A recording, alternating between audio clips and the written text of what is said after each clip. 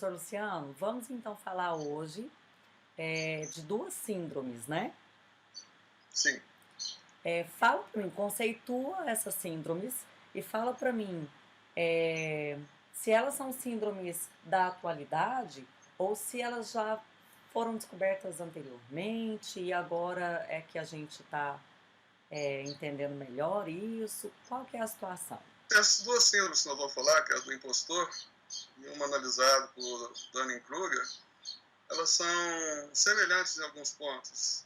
É algo que já existia desde os primórdios da humanidade, sempre existiu o problema, e que ele foi materializado, ele foi estudado mais profundamente a partir da década de 80, né, do século passado, e nesse ano, então, ficou mais efetivo o entendimento sobre o problema de pessoas que são muito capazes para resolver problemas, acabam não resolvendo, e pessoas que não têm capacidade ou conhecimento suficiente para alguns problemas passam a tentar resolvê-los. Isso acontece tanto com os estudantes, né, mais na síndrome do Dunning-Kruger analisado, e também acontece nas pessoas, à medida que elas vão evoluindo no pensamento, ficando bom numa determinada área, começa a surgir um outro problema, um outro efeito, né, que é a síndrome do impostor. Então essas duas síndromes, elas vieram agora, assim, estão, vamos dizer assim, na moda, mas talvez não tão conhecidas, né, porque a partir do ano 2000, né, começaram a ser mais efetivamente analisadas pelos psicólogos e empresas. Certo. Em que consiste a primeira síndrome? Quais são os benefícios de a gente detectar elas e de repente sair orientando, né, ou ter um caminho para poder alterar o curso dela? Vamos analisar o ponto comum entre as duas síndromes, é onde você tem um problema a ser resolvido que está num certo patamar. Então, você precisa de conhecimento suficiente para resolver esse problema.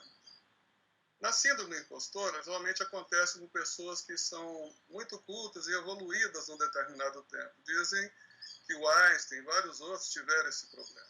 O que seria?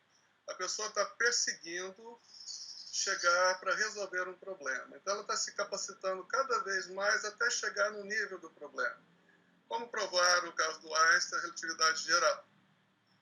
Ele chegou num ponto que ele chega e consegue provar alguma coisa, por exemplo, a relatividade específica, e recebe um grande mérito, a pessoa passa a elogiar que ele é fantástico, ele é um gênio. Só que o objetivo da pessoa, quanto mais ela estuda, mais ela vai verificando que tem algo a aprender e começa a tentar resolver problemas maiores do que inicialmente ela estava programada para resolver. Ela ultrapassa o patamar da dificuldade e começa a ser elogiado pelo que ela vai fazendo à medida do progresso que ela faz. Só que ela se sente como um impostor, como uma fraude, porque ela não atingiu o objetivo dela e acha que os elogios não são suficientes, não são méritos dele, porque ele ainda não conseguiu atingir o objetivo. Essa pessoa se torna muito infeliz, porque ela passa, então, sempre está buscando algo a mais, sendo que ela já tem uma capacidade de resolver determinados problemas. Olha, a pessoa, para ser satisfeita, ela deveria saber qual que é a meta específica que ela queria, os patamares das metas dela, e aceitar aquilo que estão elogiando. Então, essas pessoas que são muito inteligentes, nossos gênios, são muitas vezes considerados arrogantes quando eles dizem assim: eu ainda não sei tudo, isso é muito simples, isso aqui, o que eu deveria fazer é isso aqui, o que eu fiz não vale nada. Aí o que acontece? Uma pessoa que sabe que tem menos conhecimento do que ela se sente humilhada, né? Porque, olha, o cara que chegou muito mais do que eu e fala que isso não é nada, quer dizer, quem sou eu? Então, são pessoas que são começadas a olhar com certa inveja, e a pessoa se sente que não merece, e a outra acha que ela é arrogante. Então, isso causa, muitas vezes, assim, um princípio de falsa humildade. Essa síndrome do impostor, ela deixa a pessoa infeliz e causa também transtorno para outras pessoas. E, por outro lado, ela fala, eu não sou tão bom ainda que eu preciso chegar a um patamar. Aí a pessoa que está no patamar superior a ela fala, realmente essa aqui não é muito boa, eu não vou contratá-la para fazer tal serviço, que realmente ela sabe que não dá conta. Mas, na realidade, o que ela queria fazer é isso e tem competência. Então, pessoas extremamente competentes para assumir uma direção, resolver um problema, ela não se julga capaz, ela acha que é uma fraude, porque ela acha que tem muito a alcançar ainda. Isso se chama, então, a síndrome do impostor. Então, ela não é bem vista nem para quem sabe mais, que vai procurar ela fazer um serviço e não procura, que fala que, eu não sei isso. E ela é invejada e também a pessoa fica complexa, certa inferioridade em relação a ela, porque ela está muito superior e falando que não sabe nada, quer dizer, então quem sou eu?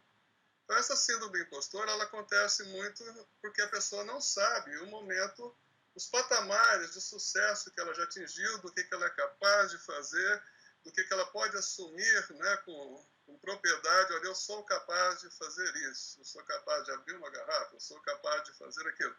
É igual uma pessoa que teve um problema, um acidente, agora já sou capaz de andar mancando, agora já, ou seja, tem patamares de sucesso e a pessoa tem que saber qual que é o limite desse patamar. Então, um grande problema dessa síndrome do impostor é esse, você não reconhecer os seus méritos e com isso você causa problemas, você vai acabar não resolvendo problemas porque você se diz incapaz, não assume para você. E, enquanto isso, outras pessoas vão ficando na sombra, né? Não tenta progredir, fala, eu não vou chegar lá, porque ele que chegou aqui já falou que não sabe nada, então para que eu vou tentar me espelhar nessa pessoa? Então, essa síndrome do impostor torna a pessoa infeliz, porque ela nunca chega no... Sempre que você aprende, cada vez que você aprende, mais você tem para aprender, e isso as pessoas vão vendo, ela faz a graduação, um mestrado, um doutorado, um pós, e cada vez, como eu diz, atrás de montanha tem montanhas. Então, essa praticamente é a síndrome do impostor.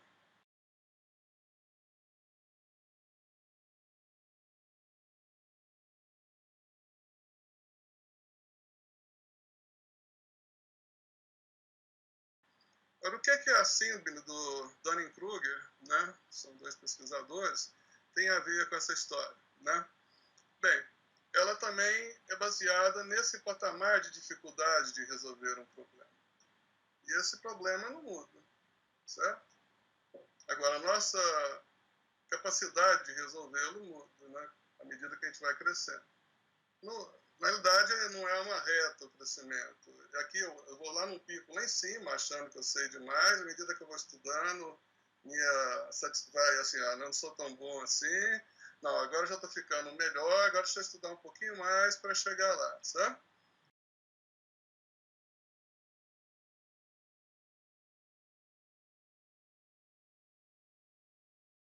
Então, geralmente, mais ou menos é uma curva que tem um pico e chega num ponto.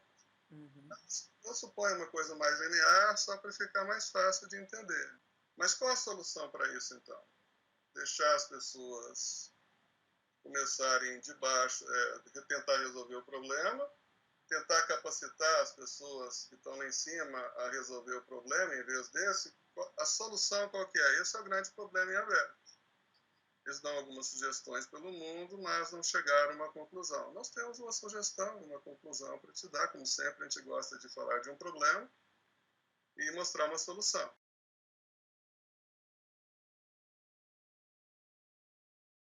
A gente chama isso de hard science, problema com solução. Soft science é falar de problemas.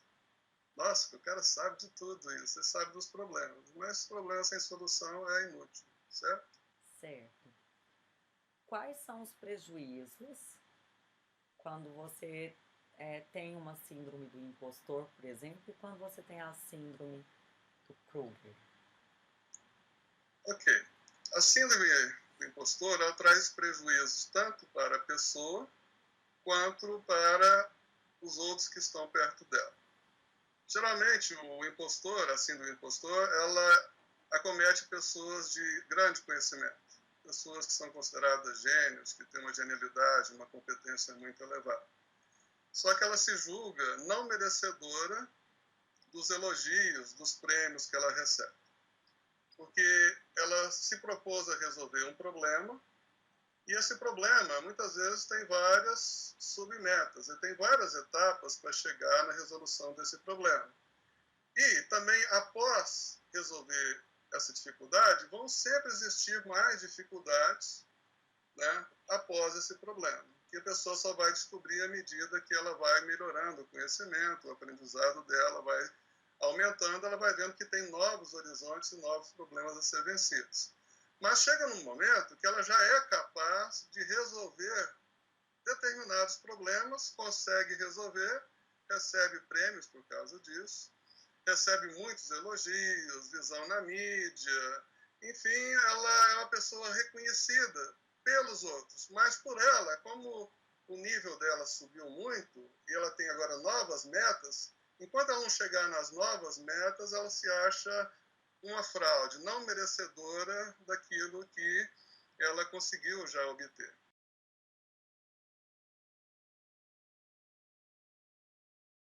Então, a síndrome do impostor é exatamente isso. A pessoa está totalmente sempre infeliz, ela está sempre buscando algo a mais, não se julgando capaz de resolver esse problema. E muitas vezes ela é reconhecida no mérito, mas não tenta resolver o problema, porque ela está sempre, não, agora eu vou fazer mais isso, mais isso, mais isso, mais isso, e ela não para nunca. Está sempre crescendo e chega num ponto que ela, então, era capaz de ter resolvido 1, 2, 5, 10 problemas menores, mas ela acha que o problema está subindo a dificuldade de acordo com o conhecimento dela. A hora que a pessoa, então, é questionada e fala, sou incapaz, não, eu não mereço isso, ela causa problemas. Porque a pessoa que realmente reconhece ela, sabe que ela está nesse patamar mais alto que o problema. Quando ela diz que não e a pessoa está abaixo dela, ela se sente inferiorizada. Né? Ela acha que a pessoa é arrogante. Né? Nossa, eu sei muito menos que ela está falando que não sabe nada. O que sobra para mim? Então, ela causa nas pessoas, umas coisas que nós falamos anteriormente, né? Que são distorções cognitivas, ou seja, nossa, eu nunca vou ser capaz de fazer isso que a pessoa fala, eu não sou tão bom quanto ela, não... E a pessoa, então, ela causa problemas pela falsa, vamos dizer, uma falsa humildade. Realmente ela está sendo humilde, mas as pessoas encaram ela como arrogante. Então, e as pessoas que estão acima dela, quando ela fala, olha, eu não sou muito bom por causa disso, essa pessoa que está um pouco acima, que vai contratá-la para o serviço, fala, realmente ela não chegou aqui. Acaba não contratando ela e contratando alguém que está muito abaixo, que acha que é o top da área. Né? Eu dou conta e pronto. Ela vai lá, então, busca essa pessoa que fala que eu dou conta, está na mídia social, tem 1 milhão de acessos na internet, está estourando aí no top da publicidade. E a pessoa, então, é contratada para fazer esse serviço, sendo que a outra que está muito acima dela, que se julga incompetente, então não é buscada. Então, essa síndrome do impostor, ela não causa só dano, como a literatura fala, para o impostor. Ele se sentir assim, olha, eu não sou capaz disso, aquilo, várias coisas que trazem depressão, a pessoa não conseguir chegar no estado máximo. Olha, atrás de montanha tem montanha, você nunca vai chegar no máximo, sempre tem algo a aprender, como Sócrates já dizia, né?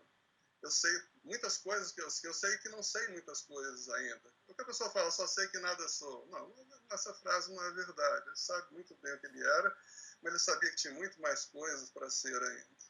Né? Não era essa arrogância. O problema dos dois é que nenhum dos dois está chegando no patamar da dúvida. É como se eu falasse que um cara está aqui e o outro está aqui, mas ele qual que é o patamar? Está abaixo disso? Então, quando o patamar da dúvida não fica claro, como a gente diz no Emergent Behavior, de outras entrevistas, se você não consegue entender profundamente a estrutura do problema, você é incapaz de resolvê-lo. E se você entender profundamente é saber exatamente o nível da dificuldade. Aí você entender qual que é essa dificuldade e saber que agora você atingiu esse ponto para resolver. O efeito do Dunning-Kruger começou a ser investigado num assalto que teve em Pittsburgh em 1995, mais ou menos por aí, onde um ladrão foi roubar um banco e saiu do banco fazendo careta para a câmera, fazendo tchauzinho e tal, né? E o pessoal então viu e conseguiu prendê-lo logo depois. Aí chega e fala, mas como é que vocês falam que eu roubei? Fala, nós filmamos, você vai, como filmando? Eu estou até cheirando aí, limão, olha, cheira para você ver, né? Os caras não entendiam isso aí, pessoal, os caras devem ser meio loucos. É que eu tinha visto aquela brincadeira, que talvez você não tenha feito, ou fez quando era criança, de pegar limão, escrever numa folha de papel, aí você olha e não aparece nada. Aí você esquenta a folha de papel, as letras aparecem. O suco de limão esquenta, fica meio amarronzado, você vê. Ou seja, chamava de tinta invisível. O cara viu aquilo, falou, vou usar isso no papel, achou legal, e foi usar no rosto também, vou ficar invisível. E pensou que a câmera não ia filmá-lo. Isso é caso verdadeiro.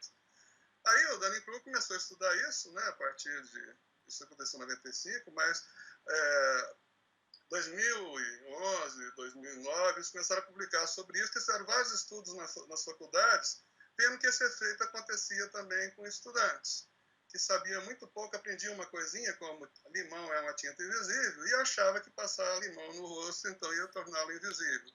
Né? Esse foi o caso onde começou todo esse estudo. Então, a pessoa aprendeu uma pequena coisa e achar que ela é capaz de resolver um problema muito maior. Então, daí surgiu essa síndrome, né? E esse efeito, né? A síndrome do impostor, o efeito Dunning-Kruger, né? Ou pode chamar de síndrome, os dois, se quiser. Mais ou menos nesse escopo. Você não precisa ser melhor que ninguém, igual a ninguém. Você tem de atingir uma meta específica. Se você atingiu essa meta e é capaz de resolver, sinta-se feliz. Você não é um impostor. Se você atingiu uma meta capaz de resolver esse problema, então você já é capaz. Assuma o direito que você tem. Tem coisas mais difíceis, não se candidate a ela. Mas quais são as mais difíceis? Por isso que os patamares têm que ser bem definidos. Que é onde a gente usa num método nosso tentando explicar isso. E como é que o educador, ou o pai, a mãe que está educando, vai conseguir estabelecer esses patamares? Porque eles não são tão visíveis e tão fáceis de serem colocados. Porque o conhecimento ele está muito interno, né? A gente sabe um pouco do que o outro diz e como ele diz, né? E o que os outros também padronizaram que é certo e validado como certo, mas e como é que fica realmente assim saber que patamar que o meu filho ou que o meu aluno está se eu não estou internamente dentro dele, com os valores que ele tem, entende? Com aquele conhecimento desde a base, porque geralmente a gente pega o aluno no ensino superior já, né? Com algumas lacunas que a gente identifica sim, mas não tem certeza do que ocorreu. É uma variável que eu não sei quanto que ela vale. O aluno entra, eu não conheço ele porque eu não sei o que ele aprendeu, quais são as metas que ele atingiu. Né? Mas, antigamente, isso era uma coisa bem feita. Por exemplo, vamos pegar na matemática. Eu vou aprender tabuada. Meu patamar é saber a tabuada do 1, do 2, do 3, do 4. Se eu sei até o 7, eu sou ótimo para fazer tabuada até o 7. 8, 9, assim por diante. Então, você tem patamares bem definidos, né? Para que a pessoa consiga saber onde ela vai chegar. No ensino mundial, né, eles usam uma teoria chamada Trivium. No Trivium, ela tem 3 etapas. Você não manda uma pessoa, igual muitos professores fazem, ensina, por exemplo, a alguma coisa de física, e depois pede na prova algo que não tem nada a ver com o que ele ensinou para ver a capacidade do cara aprender sozinho. Olha, se eu vou ensinar um cara a somar, eu vou lá e tenho de avaliar exatamente o que eu ensinei. Quer dizer, eu tenho de fazer uma avaliação sobre o que eu ensinei e não sobre a capacidade do QI da pessoa. E isso acontece todos os dias, você deve ter passado por isso, onde o cara te ensina uma coisa, você tem de ler o rodapé do livro inteiro, porque ele vai perguntar alguma coisa que ele não deu em sala. O cara entra para fazer um curso, por exemplo, como eu explico com meus alunos, olha, você vai então... eu vou fazer uma prova com você e na prova eu vou te perguntar como é que faz isso. Por exemplo, nós vamos fazer uma aula de marcenaria e eu vou pedir para você fazer um pé de cadeira estilo Luiz XV. Ok. Na prova você vai chegar e vai fazer para mim isso e responder quais são as dificuldades do material utilizado. Pô, mas você já contou qual que vai ser a prova para o aluno. Ué, tem que ser. Ele tem que saber que a hora que for estudar com você, em que ele tem de prestar atenção, o que é fundamental para ele aprender naquilo. Qual que é o... Olha, minha barra agora é aprender a fazer o pé da cadeira, e não a cadeira, nem a poltrona, nem o sofá, é só o pé da cadeira, depois nós vamos fazer o encosto e o assento. Só que durante mostrar o pé da cadeira, eu tenho de mostrar o encosto, eu tenho de mostrar um ambiente onde está situado aquele pé de cadeira para contextualizar o problema. Só que na prova, ele vai ser cobrado só por aquela habilidade. Então, quando a habilidade fica, desde o começo fica clara, ele consegue focar em aprender a fazer bem aquilo. E o resto vai estar em outro patamar. Só que não tem jeito em nenhum conhecimento de você isolar um conceito do mundo. Ele fica irreal. Dado um corpo numa velocidade tal, considerando sem atrito. Olha, se tem atrito, como é que a roda está girando?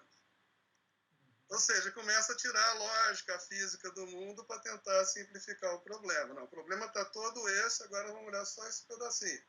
Mas está tudo no contexto. E o pessoal tenta tirar. No Trivium, o que o pessoal faz, que é a filosofia em vários países do mundo? Primeiro você mostra o conhecimento, onde é que a história, como é que Newton resolveu um problema, como é que Descartes resolveu, como é que fulano, ciclano. Você vai mostrando a história para a pessoa saber quando aconteceu, né? O contexto de que aconteceu, essa é a primeira etapa. Na segunda, você então aprende a repetir os experimentos, as pesquisas que aquelas pessoas fizeram que deram certo. Por quê? Porque ele vai aprender a fazer uma coisa que já foi provada que deu sucesso, que levou o nome daquele pesquisador, seja na área de história. Então, vamos lá vamos lá para algum lugar, fazer uma pesquisa, ver os hieroglifos, que seja, né, a Pedra Roseta, vamos lá nos dinossauros, ver alguma coisa. Você fazer um estudo,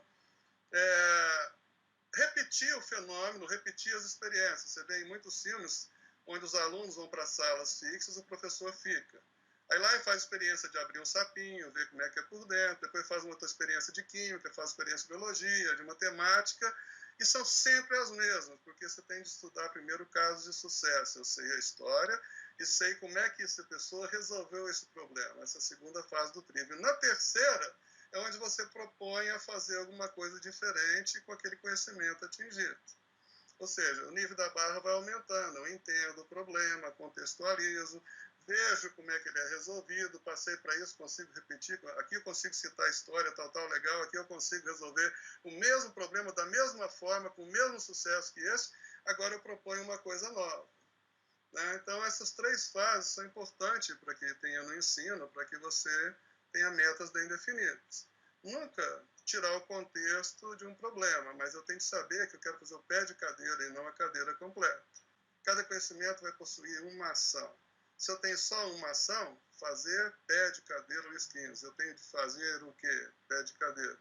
Então, se tiver uma ação de cada vez, eu aprendo, depois do pé eu faço o assento e vou aumentando pequenos raios, que a gente chama isso, a nossa metodologia de MCE, Mapa de Conhecimento Estruturado, onde você busca qual que é o menor raio que não tenha nenhuma dúvida anterior a ele para aquela pessoa.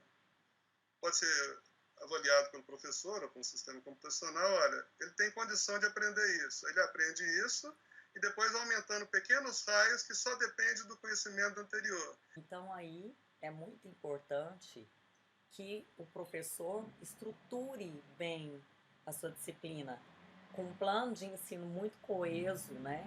Com objetivos muito consolidados, porque eu falo assim, porque às vezes, até como professora, eu sinto que a gente pega alguma ementa de uma disciplina e a gente às vezes se perde na construção desse conhecimento, sabe? Parece que ficam estruturas faltando recheios, entende? Sim. Eu falo isso para meus alunos. Realmente você pega um curso que você vai dar e muitas vezes você vê nitidamente que a pessoa precisa de mais coisas antes para poder entrar no seu curso, mas essa coisa vai ser dada depois. Ou seja, eu vou falar nisso no curso aqui, mas ele está citando ele agora. Qual que seria a ordem? Esse é um outro grande problema. Tudo começa de analisar como vai ser dada a ementa do curso, qual que é o objetivo do curso. Aí entra a interdisciplinaridade e a transdisciplinaridade. Ou seja, você tem que saber como é que você se relaciona com as pessoas também que estão dando o curso, que o seu curso não é único, né? Você tem vários professores, para que você ande em paralelo com eles, cada um. E vai ser trans.